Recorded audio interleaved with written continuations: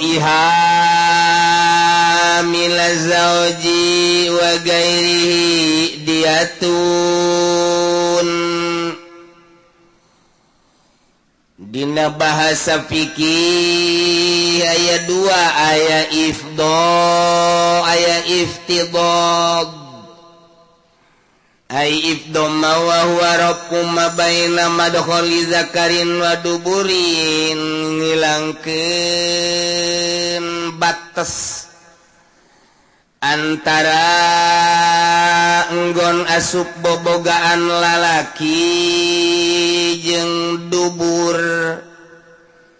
Di awewe aya dua alat, hiji nu dihareup paranti kiih jeung paranti ngaluarkeun orok. Nu paranti ngaluarkeun orok eta teh paranti asup si bapa. Eta kana da maksudna teh. Aing kumaha ngomongna tuh. Ya ieu mah kos kitu. Manya diliwat ku aing ngaji. Aya kumaha sih. Angges lah asal bae leunan. Waduburin jeung dubur antara bobogaan awewe nu hareup jeung nu tukang eta teh aya batas pemisah di handap. Sanajan beulahna mah ngahiji. Ulah sedia atuh sia. Ai kos nu nyaho bae. Coba foto ge.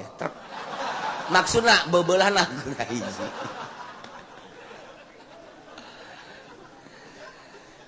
Sanajan zohir nama casing nama ngahiji beulahna, tapi ternyata henteu eta teh bolong hareup bolong tukang atuh lamun ngahiji mah bolongna bohong atuh kudu dicaritakeun pokona mah.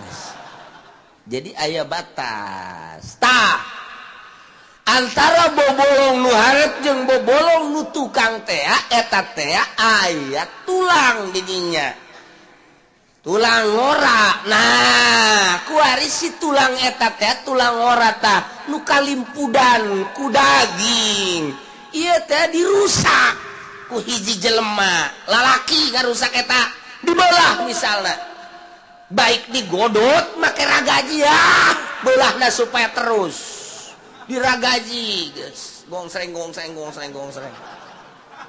atau pakai bedog atau pakai belati, pokoknya mah nembus bae beulahna tinu hareup datang ka tukang beulah bae zahiran wa batinan. Aing kumaha ngomong atuh tah eta geus kos kitu tah eta tah nu ngarusak eta tah wajib dia. Ya Allah, dirusak nama milazauji ku salakina ngarusak eta tetep bae dikenakeun diat sebab eta mah lain hak salaki teh mah manya kudu etana dirusak panghalang teh mah nu ngantak sanajan ku salakina wajib bayar diat atau gehi lian salakina wajib bayar diat. Cik sakaol idoma baina zakarin wa duburin kitu-kitu kene. Ai tadi mah madkhol nggon asup zakar. Ai mah langsung baina zakarin wa baulin. Lamun baina zakarin wa baulin berarti lalaki. Di lalaki antara zakar jeung baul, zakar jeung uyuh. Urang makan antara zakar jeung liang caiki, urang mah jelas. Ai awewe mah antara zakar enggon zakar jeung baol. Eta kan hese baol teh paranti kiih. Urang mah pantilok neuleu-neuleu.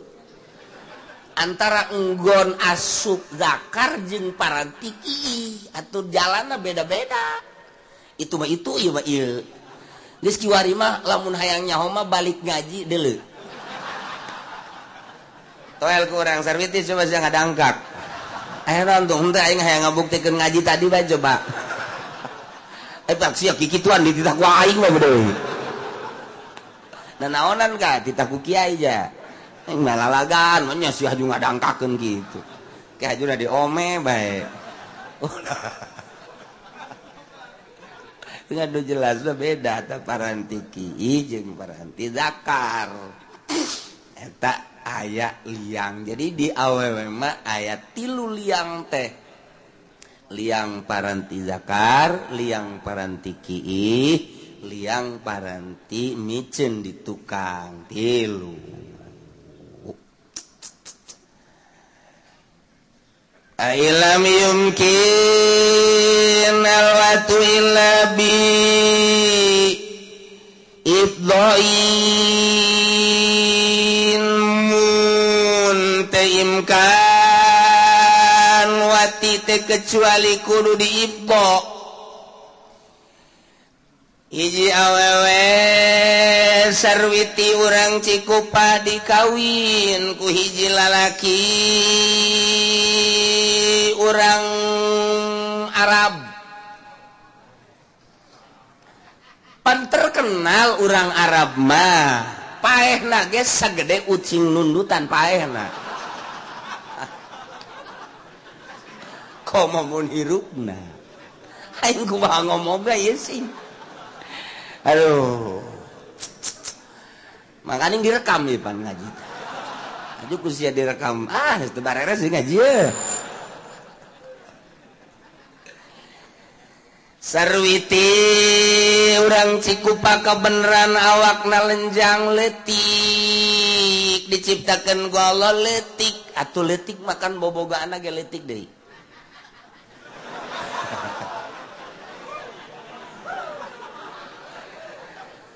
sebab hayang nyaho letik jeung gedena bobogaan awewe kumaha tarang lamun tarangna nong-nong jerona nong-nong tarangna demplek jerona deplek tarang rata jero rata geus pokona mah urang lamun deuk milih ka hayang ente kumaha hayang deuleu tarang wah ieu nong-nong ye tah ieu leutik sarwiti teh geus berarti kapasitasna ge leutik ukuranna kawinna jeung urang Cikupa deui jeung urang Bojong lah biasa tah mah lumrah ieu mah kawin jeung urang Arab tah ieu ku urang Arab teh biasa di alep suka ternyata geus sabulan teu daek asup geus merenyi ni sarwiti teh tetep teu daek asup lantaran ieu kapasitasna kurang memenuhi nu sarwiti na ukuran bangsa gede na 5 cm itu mah 15 cm dipaksakeun paeh hasanna ieu mah teh ngaji teruskeun da boleh sih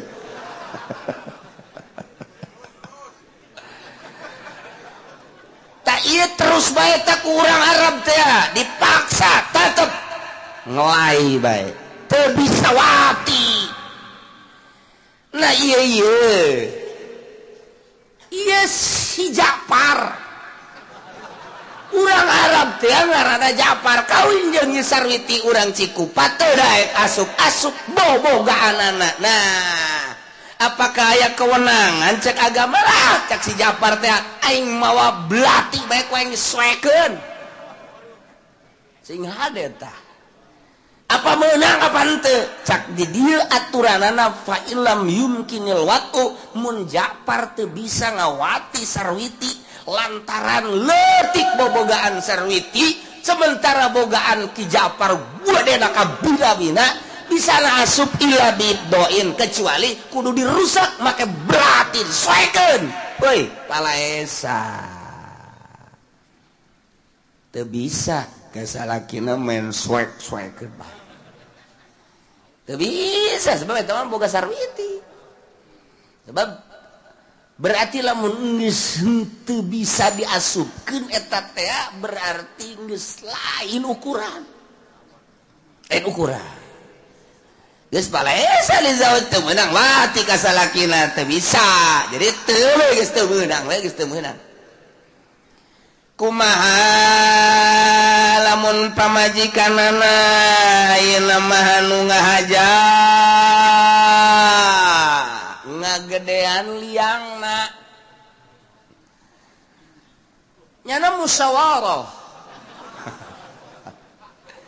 pihak Sarwiti jeung salakina cek Japar ya kalau begini adanya aneh mau pulang aja.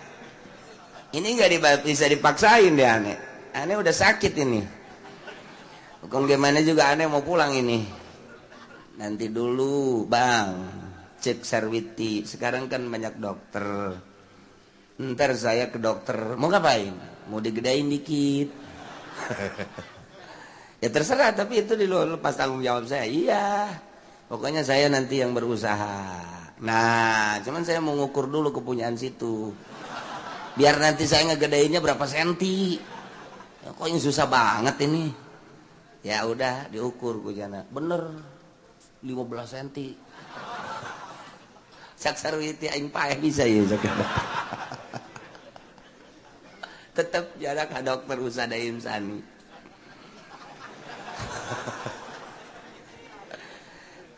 dok ya saya mau operasi apa kepunyaan saya cek dokter emang kenapa coba tolong periksa wih kalau ada 3 aja per hari mantep nih siapa dokter coba diperiksa setelah konsul ke dokter ini kendalanya apa cek dokter ini bagus ini bukan masalah bagus ya dok ini saya pengantin baru udah 2 bulan sekarang terus ya ini nggak masuk kepunyaan suami saya wah kayak apa itu jangan banyak omong dong. Emang orang mana ini? Orang Dubai ya? Iya bang. Oh, diukur nggak di sana? Ukur. Ini ukurannya. Cek dokter ini kalau digedein bisa sampai belakang nih. Gimana ini sampai belakangnya tembus? Terserah dok. Yang penting saya bisa dialap suka dok. Waduh, kamu udah nemah dok dah. Mas kawinnya besar kali jangan ngomong-ngomong mas kawin dok. Dah ini pakai ngoperasi juga habis dok nih. Jadi sarwitina anu berusaha ngagedean bobogaanana. Bius soekeun set tendenan obat merah tak. Kemarin kos nyepah baik gitu. Ya otomatis kan kudu aya kesembuhan heula. Jeung aya aturan-aturan. Geus maka panasilin dan lain sebagainya. Berapa hari dok ini baru bisa dipakai dok? Atau kira-kira aja sama situ. Kira-kira masih sakit ya jangan. Udah sembuh baru. Oh iya dok. Tuh beres. Dipigawe lah ku si Japar. Begitu ku si Japar dipigawe tetep can meujeuhna. Gede jasa tamah. Tah eta mah caritana endek meujeuhna endek henteu. Kewenangan salaki ngarobah bobogaan pamajikan. Adapun urusan ngarobah pamajikan di luar rotak sanajan rotak kepan rotak maka tutupan ku daging aya nu katutupan ku tulang bobogaan teh eta geus lain tanggung jawab salaki malah salaki teh bisa menceraikan istri ketika teu bisa dialep suka lantaran bobogaanana rapet ku daging. Teu bisa kapan kawin ge endek maksudna eta. Sedangkan eta na rapet atuh. Jang asup. Nah ieu kudu dioperasi tanggung jawab pamajikanana. Nah ieu mah normal mangan leutik. Digedean ku Nyi Sarwiti. Jarang, tapi lamun menurut ngaletikan loba. Ieu mah ngagedean tah. eta urusan anak urusan pemajikan mun salakina kuari lamun Jafar maksakeun diri ngagedean boga pamajikan anak digedean anak make peso ta eta Jafar sanajan ka pamajikan anak ketika ngagedean bobogaan pamajikan anak make peso wajib diat tuh wajib bayar dia ieu teh termasuk kana operasi ketika aya hiji pasien dioperasi ku dokter dioperasi dibedah antara nggon asup zakar jeung duburna ta eta si dokter ge tetep bae wajib diat lamun memang tanpa aya alasan-alasan kesehatan wajib diat. Masya Allah karim taksing hade wa man la yastahiqu ibtidadoha fazalal bikarata jelema tengah hak teu boga hak kana marawanan berarti lain salakina Sarwiti sok nagog bae di tukang jagong nyana mejeng kebeneran aya laki-laki buaya dileulengkeun ku si lalaki teh di obrolan diajak kencang ternyata kabablasan berarti ieu si Zaid berkencang jeung Sarwiti parawan keneh kuari lantaran kebablasan maka dizinahanlah tah ieu ki Zaid ngazinahan ni Sarwiti nu parawan berarti kan ngadobrak ngarusak kaparawanan awewe sedengkeun parawan eta adalah merupakan mahkota lamun geus kaparawananna geus leungit nilai awewe mah nu matak eta hiji-hijina nu kudu dijaga teh nu matak kuari mah kan bloon awewe teh nu kudu dijaga endahan ditoler-toler kunyana oh jeung baso bisa murah amat sih Masya Allah sapira baso sagede kieu wicana Malpinas ieu baso na sagede Malpinas dia tak ieu mah di Sarwiti dizidahan ku Ki Zaid berarti kan Ki Zaid teu boga hak ta ayeuna lamun laya Zaid nu teu boga hak marawanan Sarwiti kemudian fazalal bikarota dileungitkeun kaparawananana dileungitkeunana bigoiri zakarin lain kudakar wajib bayar embok lamun dileungitkeun kaparawananana lain ku bobogaan Ki Zaid mimiti diragapan luhurna haju bujal Sarwitina cicing bae bego malah ngarasa getek meureunnyana terus kahandap terus handapna ge dicekelan teh cicing bae eta deui Ki Zaid blon kunaon haju ngasupkeun curugna kan blon eta berarti ka blon diasupkeun curugna terus didedet weh asup sakieu nah teh nyaho nu di luar mah tah ngaji fikih teh kos kieu pikir mah kos kieu lamun geus kos kieu bae atuh ngaran sebab ieu mah nyaritakeun hukum atuh menyaritakeun hukum atuh teu jelas kumaha ese asup sakieu aduh teh eta Ki Zaid nu ngarusak kaparawanana make curugna eta berarti wajib bayar irsu embok ganti rugi sebab mahkota keperawanan eta hancur ku curug Ki Zaid bayar hari masalah Suma tergantung kumaha nilai awewena nilai aww kelas kumaha ternyata nilai aww keras kelas kelas ningrat mahal bisa ngaluyan diat ternyata aww kelas pertengahan biasa-biasa ternyata awewena ieu mah kelas pasaran teh hati di pasar ge ambualayan kos kitu ye loba lumrah eta mah tergantung kumaha hayang dibayar nani sarwiti tapi lamun kelas ningrat kelas terhormat ieu teu bisa sembarangan kumaha nyana ieu kitu kamulyaanana makin mulia makin luhur pangkatna makin mahal. Masya Allah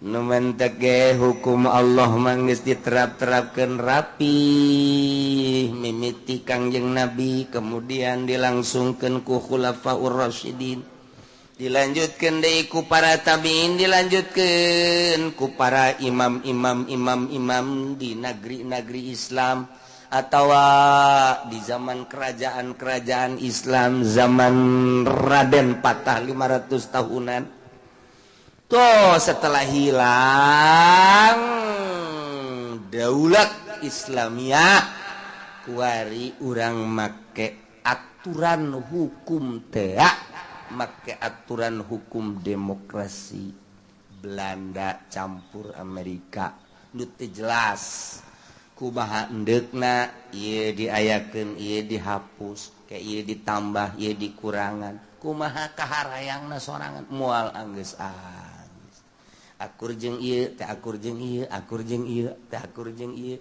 kitu bae buatan manusia mah sebab manusia makan teu akur kahayang jeung pola pikir beda jeung aturan Allah aing nu boga aing jeung aturan kumaha aing cak Allah sia mah sakadar ngalaksanakeun jasanajan kuku ge sia bakal balik ka aing tuturkeun aing rapi hukum nang Allah tinggal kesadaran urang bae geus lamun make hak asasi manusia bari bohong tate ieu buktina kos kuari teu puguh aturan-aturan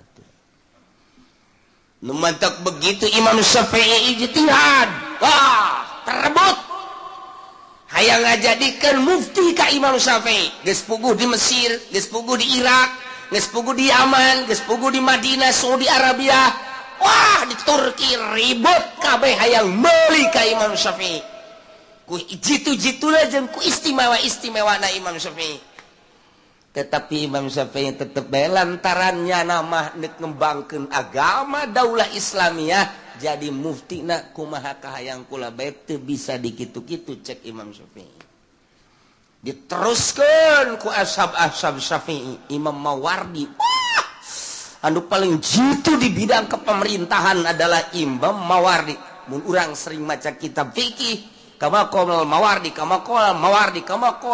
wah sebabnya nama jadi gubernur di Irak walaupun ada jadi gubernur di Irak saat eta tata hukum nama mendunia mentak tenarna Imam Mawardi teh membuat kerapihan hukum di negara Imam Mawardi dilanjutkan terus kabelah di Imam Sarwari terus kabelah dia kalau lenyap negara dipimpin ku ulama tinggal kuari dipimpin ku penggitar kerapih kumaha hararese terserah ya mah hayang ngagalitar kabehan pilih ku sia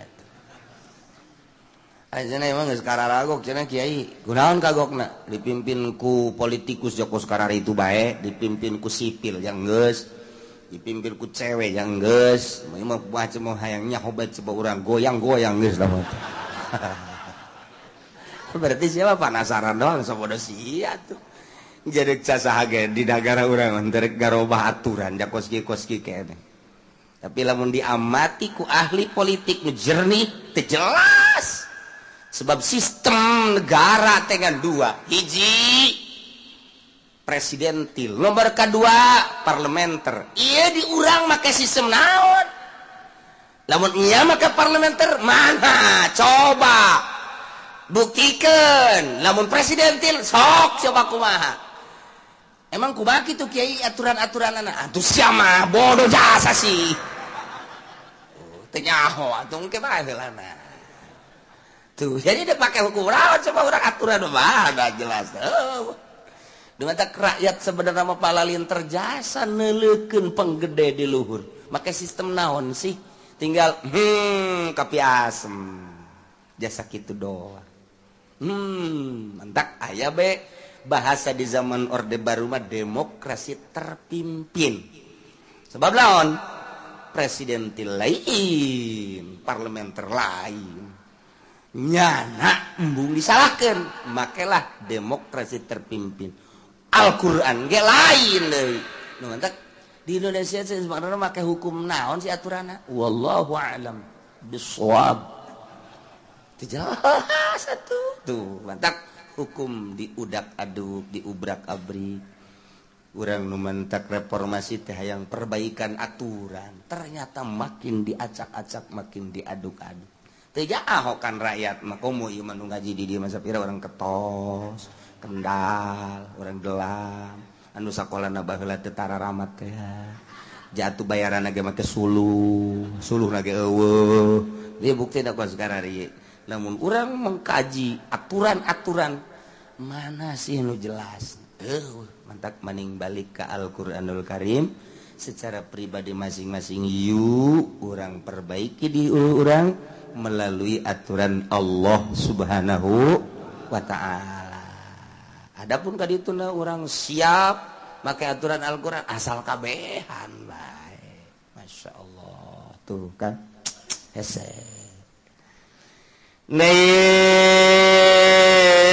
man la yastahiku ittibadoha jelmat aya hak marawanan ka hiji awewe ai prak dileungitkeun ka parawanana lain ku zakar maka wajib bayar irsyid teh hukumah tergantung kumaha martabat eta awewe nu geus ditetepkeun ku para mufti turun temurun ti kangjeng ka sahabat ka tabiin terus di zaman atbat tabiin terus dikembangkan sampai detik ieu tinggal suara hukumna bae pelaksanaanna tidak ada.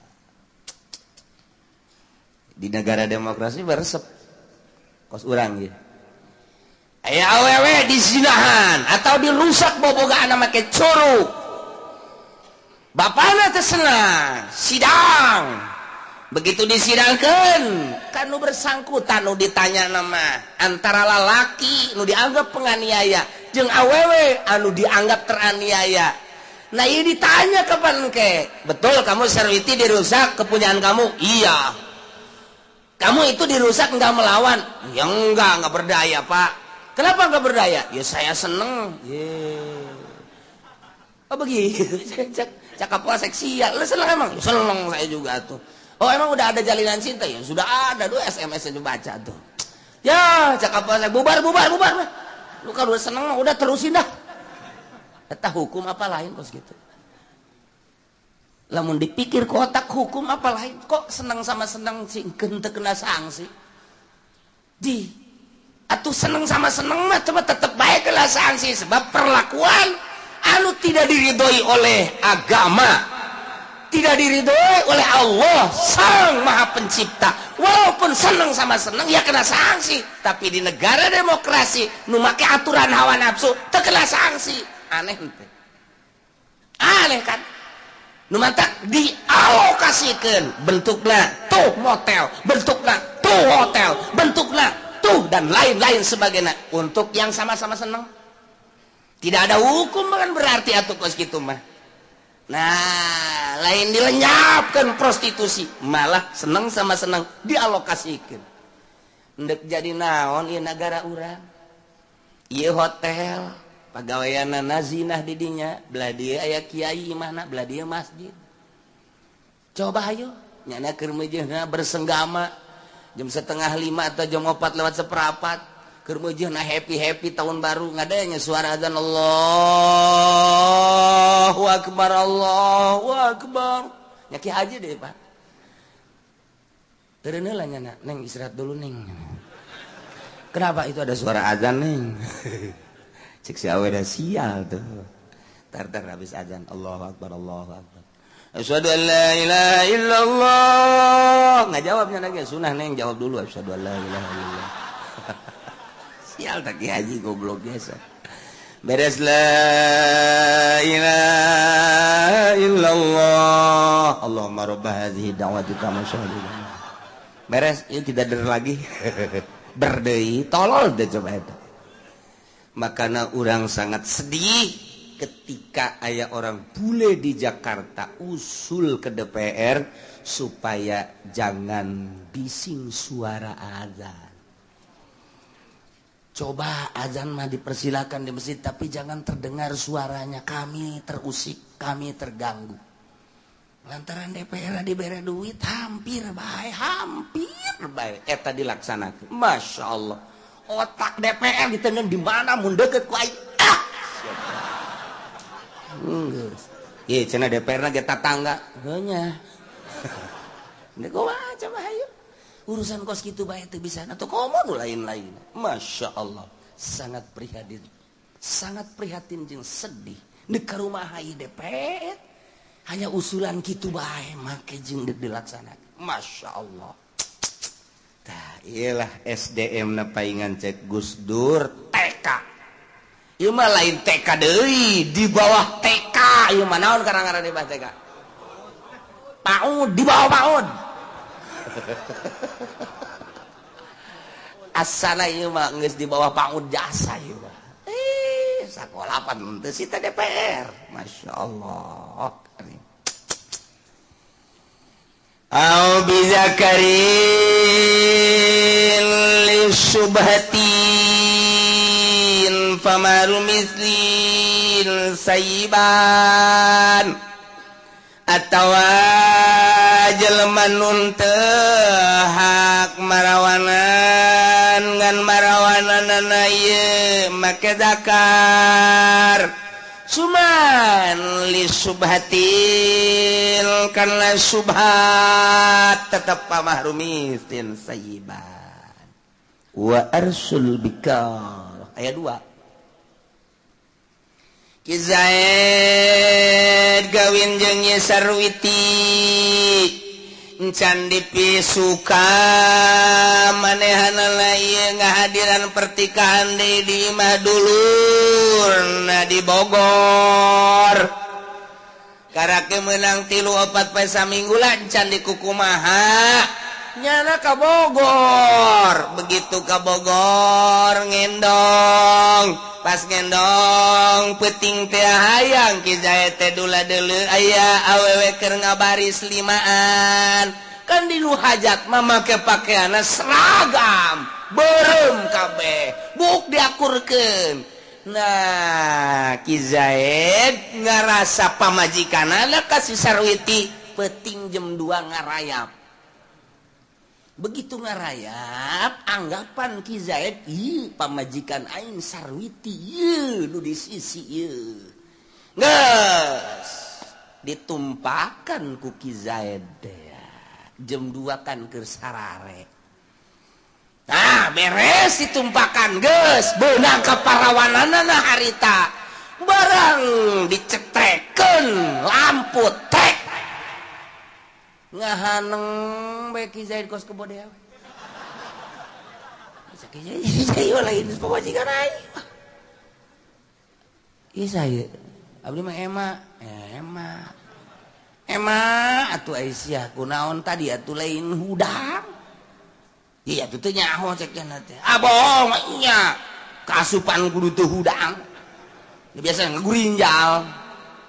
Nyaho teuing mener teu karasa nyaho teuing memang haju ngahenen mah eta si Ema. Nu jelas eta si Ema teh beunang ka parawananana. Ribut dirinya. Aya naon cek Sarwiti aya naon?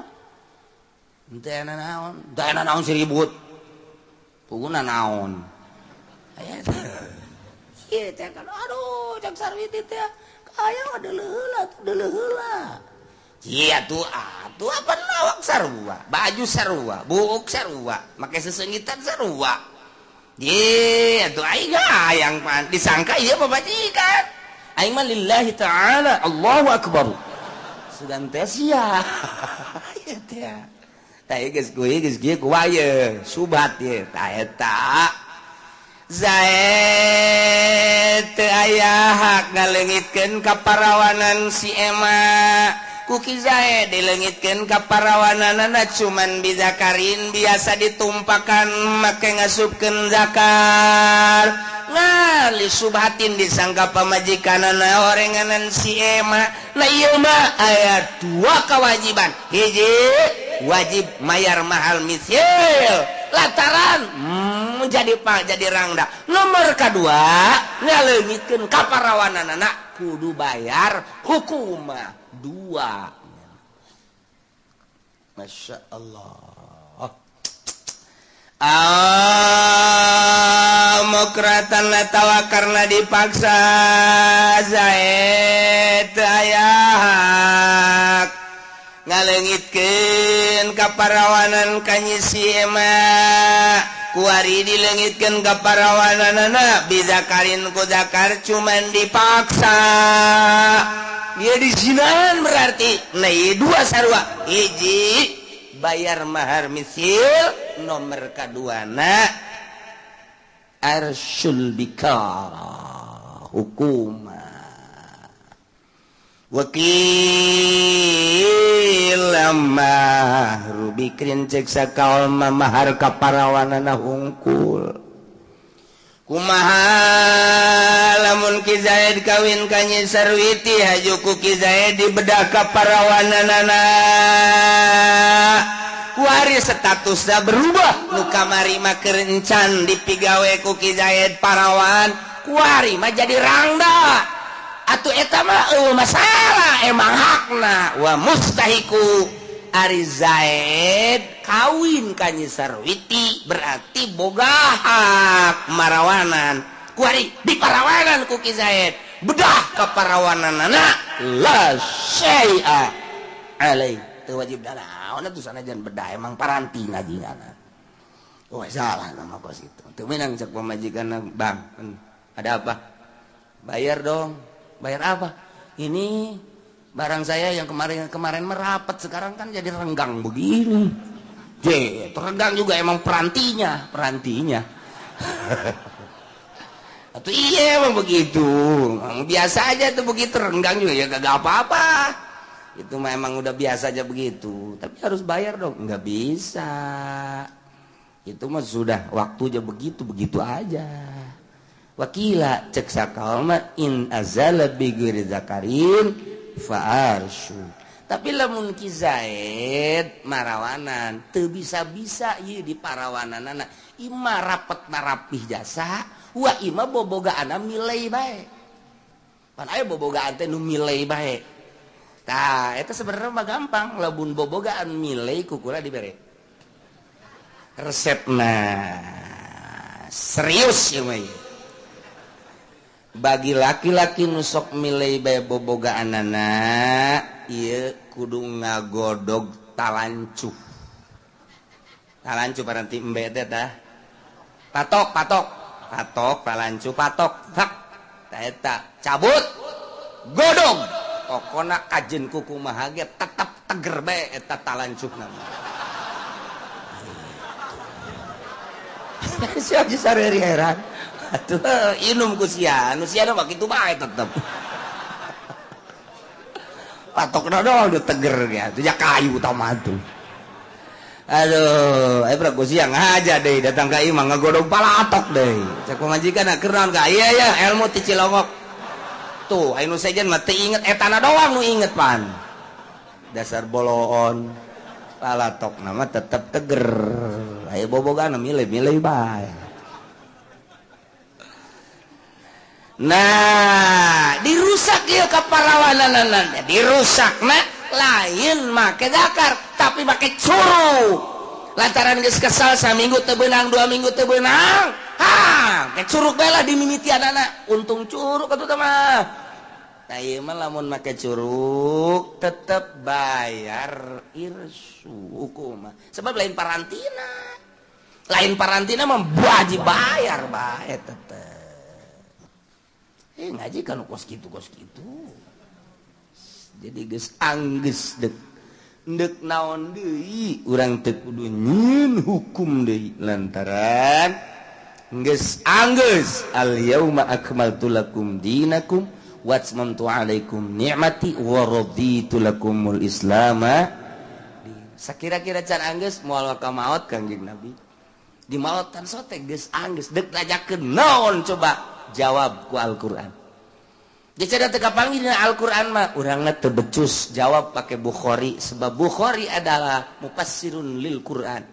Ja Bukhari ge cenah ieu mah teka panggil atuh siapa boro-boro rek magian hukum gaji henteu. Jawab make ijma dan kias. Lah ijma dan kias ge saya teh siapa kudu didagorkeun meureunana.